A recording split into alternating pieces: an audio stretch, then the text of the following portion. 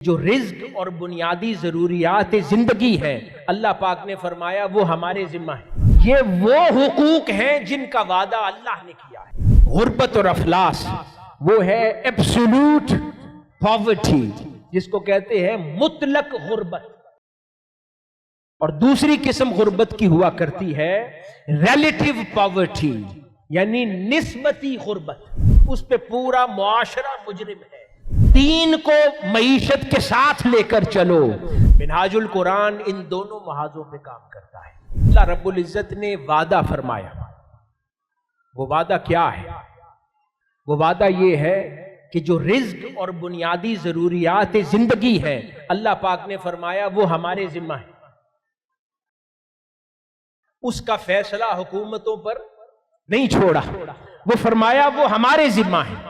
اب ذمہ تو پورا ہر اس شخص نے کرنا ہے جو اپنے آپ کو اللہ اور اس کے رسول کا نائب سمجھتا ہو۔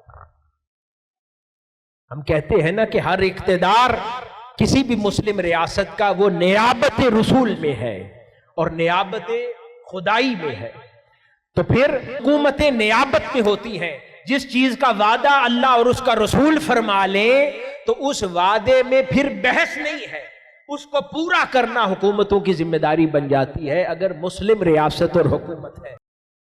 تو پہلا بنیادی ضروریات کا پورا کرنا تو اللہ اور اس کے رسول نے وعدہ فرما لیا ہے، وہ فیور نہیں ہے، وہ فرائض میں سے ہے کہ قوم کی بنیادی ضروریات کو پورا کیا جائے۔ پھر اس کے بعد جو اضافی سہولتیں ہیں وہ پھر حکومتوں کے وسائل، ان کے نظام حکومت اور ان کی گنجائشوں پر مبنی ہے۔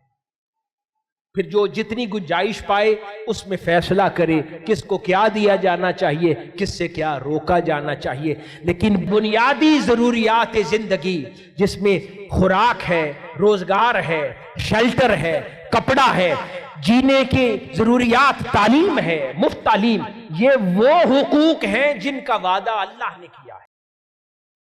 اس پر تو سب سے پہلے کسی بھی نظام کو کام کرنا چاہیے۔ بنیادی ضروریات ایک ہو گئی، اس کے بعد جو مالی تفاوت ہے، تقسیم ہے، اس کی دو قسمیں ہیں۔ ایک تقسیم ہے جس کو ہم کہتے ہیں غربت اور افلاس، وہ ہے ایبسولوٹ پاورٹی، جس کو کہتے ہیں مطلق غربت، اور دوسری قسم غربت کی ہوا کرتی ہے ریلیٹیو پاورٹی، یعنی نسبتی غربت۔ ایبسولوٹ پاورٹی وہ ہے کہ بنیادی ضروریات زندگی بھی کسی کو میسر نہ آئیں، بھوک اور افلاس ہو، اور گھر بار نہ ہو، بنیادی تعلیم نہ ہو، یہ بنیادی ضروریات ہے۔ یہ غربت نہیں ہونی چاہیے۔ اگر کسی معاشرے میں ایبسولوٹ پاورٹی ہے تو اس کا مطلب ہے کہ کوئی ظالم ہے، معاشرہ ظالم ہے۔ اگر مطلق غربت پائی جاتی ہو کہ بنیادی ضروریات زندگی کا کفیل بھی کوئی نہ ہو، اس پہ پورا معاشرہ مجرم ہے۔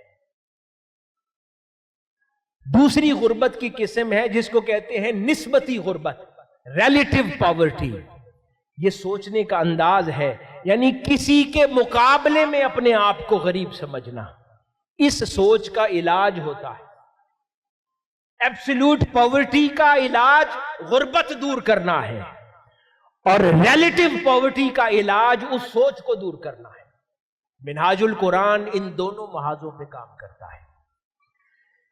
ایبسولوٹ پاورٹی کا علاج منہاج ویلفیئر فاؤنڈیشن کے ذریعے کرتا ہے، اور ریلیٹیو پاورٹی پر مبنی سوچ کا علاج اعتکاف کی 10 راتوں کے ذریعے کرتا ہے، گوشہ درود کے ذریعے کرتا ہے، تصوف سینٹر کی مجالس کے ذریعے کرتا ہے، اور روحانیت اور تصوف پر مبنی تعلیمات کے ذریعے کرتا ہے۔